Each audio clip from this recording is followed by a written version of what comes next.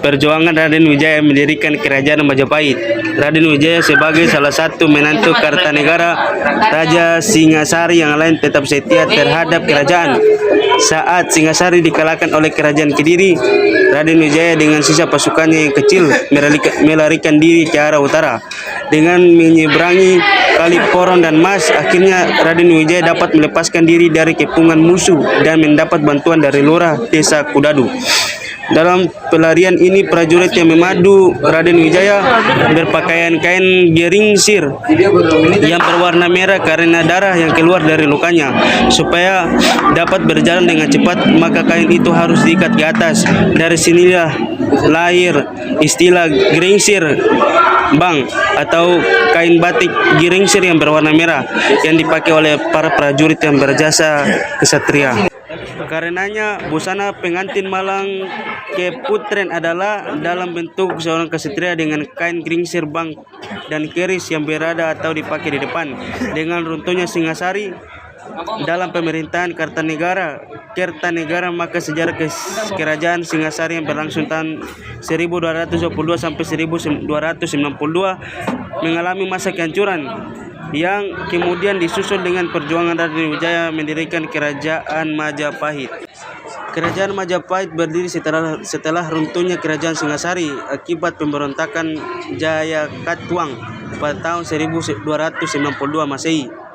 Saat itu Jayakatwang melakukan balas dendam dan membunuh raja terakhir Singasari, Kertanegara. Singasari runtuh dengan kematian Kertanegara pada 1292, tetapi kekuasaan Jayakatwang pun tak bertahan lama.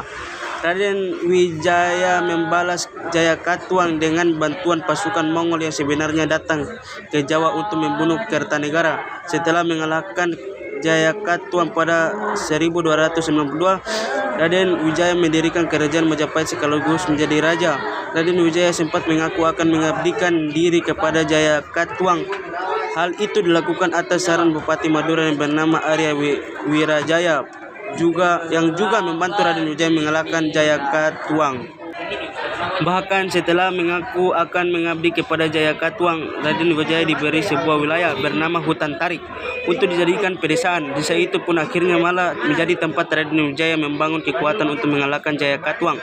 Namanya adalah Desa Majapahit, sebuah nama yang nantinya juga disematkan sebagai nama kerajaan yang didirikan Raden Wijaya. Dengan Raden Wijaya dan Wiraraja akhirnya mampu membangun kekuatan untuk menyerbu Jayakatwang. Kekuatan bala tentaranya semakin kuat dengan bantuan pasukan Mongol. Pasukan yang sebenarnya hendak menyerbu Raja Kertanegara yang telah dibunuh oleh tentara Jayakatwang. Saat itu mereka mendengar kabar kedatangan tentara Tartar dari Mongol. Kemudian oleh Raden Wijaya dan Wiraraja, pasukan Tartar diajak bekerja sama. Gabungan pasukan itulah yang akhirnya berhasil menjatuhkan Jayakatwang. Kerajaan Gelang yang dipimpinnya pun runtuh. Sementara itu Raden Wijaya lantas mengambil alih kekuasaan dan memimpin Majapahit, di mana sebelum diangkat menjadi raja ia terlebih dahulu mengusir pasukan Tartar. Kerajaan yang didirikan Raden Wijaya dinamai Majapahit seperti penamaan wilayah yang diberikan Jayakatwang kepadanya.